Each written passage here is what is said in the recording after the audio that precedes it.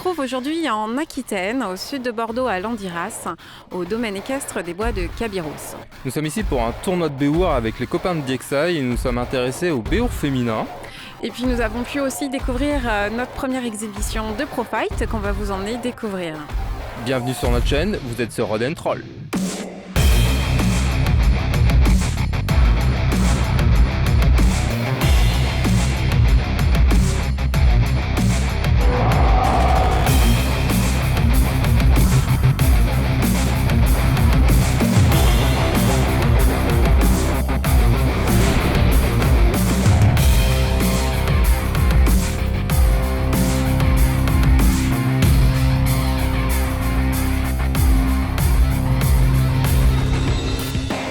Alors dans cette vidéo, on va pas vous représenter le Béour évidemment, parce qu'on l'a déjà fait dans une autre vidéo. Donc si vous voulez voir notre introduction au Béour, ce sera dans cette vidéo qui s'affiche là, dans l'affiche. Voilà.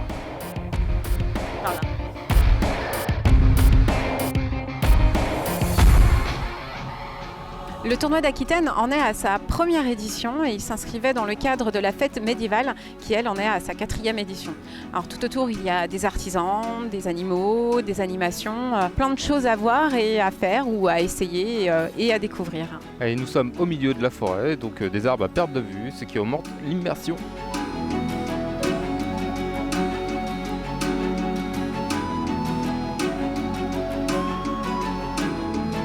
Ce week-end, ce sont 16 équipes qui se sont affrontées, parmi lesquelles DXI, Martel, les Hommes du Nord ou encore Argo Asdur. Mais aussi Pardus Bellator qui sont les organisateurs du tournoi et nous avons découvert des équipes étrangères comme la White Company qui est une équipe anglaise et Born qui est une équipe espagnole.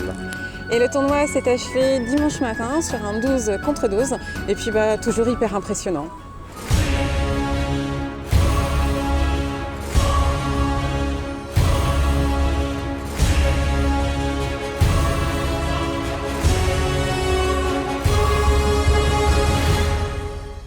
Donc si nous avons découvert le Béour, c'est grâce à l'équipe normande DXI.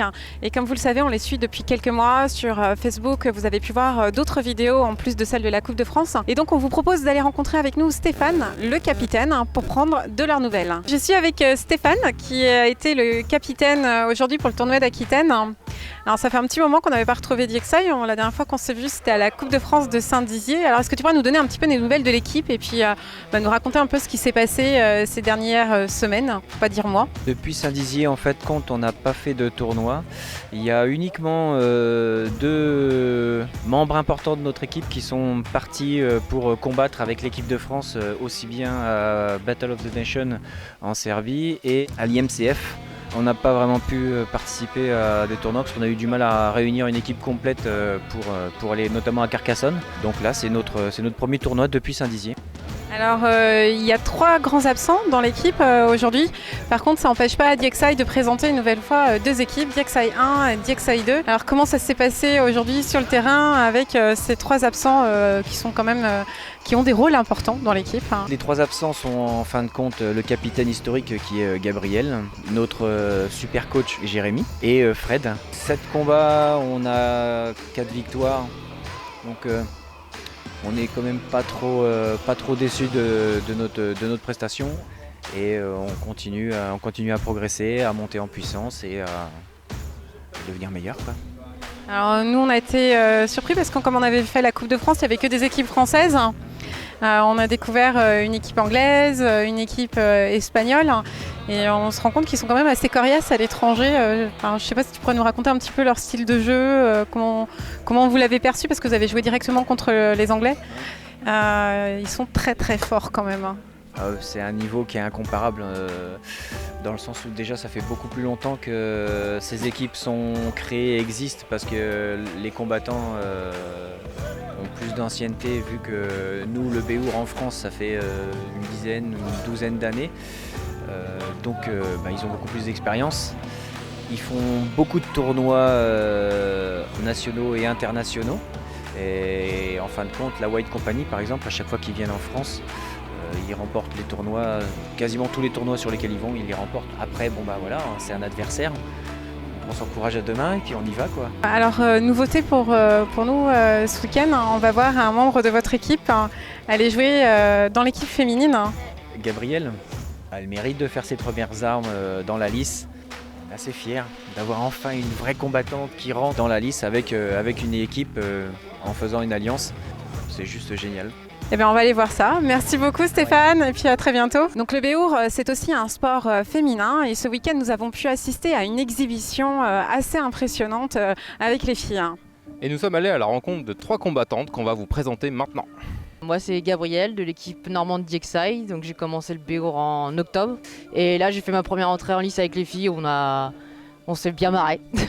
Moi je suis Marjolaine, j'ai découvert le béour en 2012 au tournoi de Montbazon. À l'époque c'était un tournoi uniquement masculin, les combats féminins il n'y en avait pas beaucoup. Et j'ai mis l'armure pour la première fois en 2014. Je suis inscrite dans le club de béour Île-de-France, le club de l'équipe masculine Martel.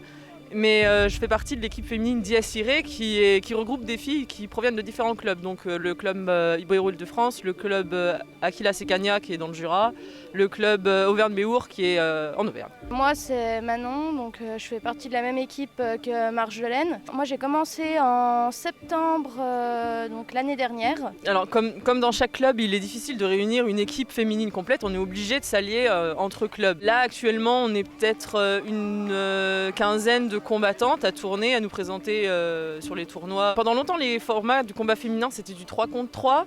Maintenant depuis 2 ans c'est passé en 5 contre 5, donc le même format que les garçons. Ça stimule pas mal le sport, mais on a quand même un petit peu de peine à réunir 2 équipes de 5 combattantes. Par exemple ce week-end on n'était que 9. Nous en Normandie on a de la chance qu'on a réussi à avoir 4 filles opérationnelles pour les entraînements pour l'instant.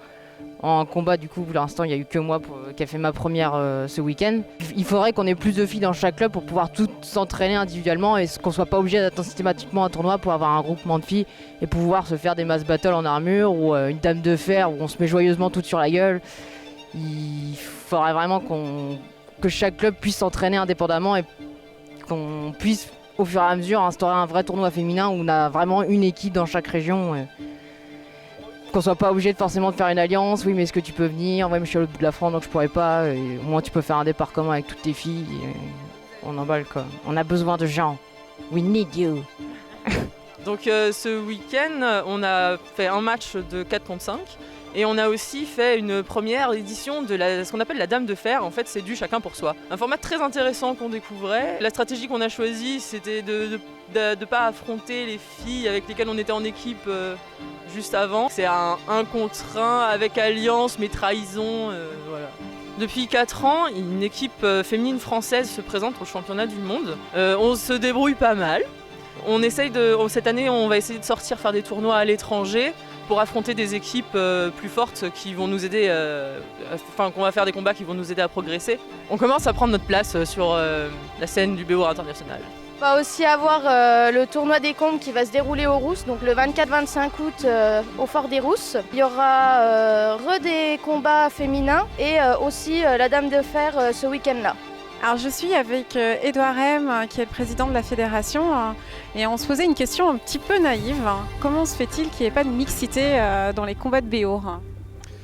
Simplement parce qu'il faut garder à l'esprit que le béour est un sport qui s'inscrit dans une époque où on a des règles à respecter quand on prétend pratiquer ce type d'activité. Il faut respecter les standards internationaux du sport, notamment du comité olympique. Et comme vous avez sans doute remarqué, les hommes et les femmes ne sont pas mélangés. On a découvert également le Pro Fight, alors qui est des règles un petit peu spécifiques qu'on nous a expliquées. Et puis je pensais que ce serait mieux que ce soit toi qui présente à tout le monde un petit peu cette version de béour. C'est une catégorie de duel qui s'inspire en fait des combats à outrance du Moyen-Âge. Ça permet d'avoir une catégorie de duel qui ne se limite pas à l'escrime, mais qui inclut en fait les coups de poing, les coups de pied, les prises de corps à corps et aussi quelques secondes de combat au sol. Il y a plusieurs arbitres qui comptent les points en même temps pour chaque combattant, de manière à ce qu'on puisse faire une moyenne qui soit la plus représentative des coups qui ont été portés. Puisqu'on a 3 rounds de 2 minutes ou de 3 minutes En fait, il y a énormément d'actions qui sont faites, donc c'est pour ça que tous les juges n'ont pas forcément vu les mêmes choses et que c'est important d'avoir plusieurs juges par combattant. Les coups rapportent différents points selon si vous avez fait un enchaînement, si vous avez fait une mise au sol puis mis un coup. Il y a différents barèmes en fait, c'est pour ça que c'est assez compliqué de compter les points en tant que tel. On espère que cette nouvelle vidéo dédiée au Béour vous aura plu. N'hésitez pas à nous laisser un petit pouce vers le haut et puis surtout vos commentaires qu'on adore lire. Et restez pour le bêtisier car on pense qu'il va être gratiné. Hein. Voilà, il va être gratiné quoi. J'aime mes lunettes.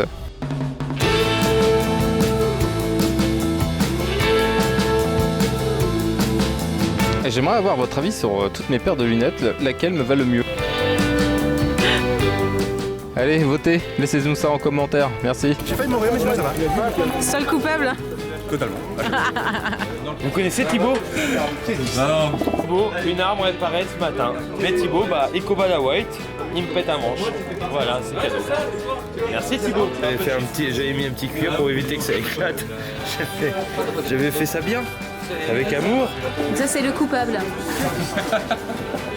Vraiment c'est comme ça. Voilà. Et Thibaut qui fait son premier combat. Voilà. Coucou.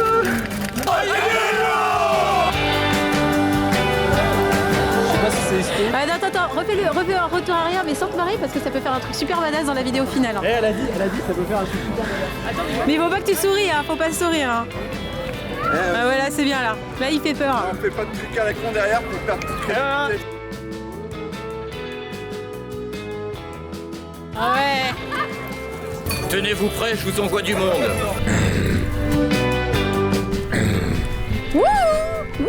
Montre ton joli regard à la caméra. Ton gros nez. Il a vraiment un gros nez. Hein. Ah, il y en a un autre qui est arrivé là. Ah, il y a du people là. Faut pas les avoir. Il y a du people. Hein. Cette nana, je vais changer, je pense. Compte sur toi, pas de blessure, c'est interdit. Tu demandes à tous les trolls que tu connais dans la forêt là. Qui te protègent. T'as demandé aux fées, t'as fait une invocation aux fées. Non, j'aime pas les fées. T'aimes pas les fées toi? Pas les trolls. Moi, ils assument d'être des gros trolls. C'est plus dans le thème.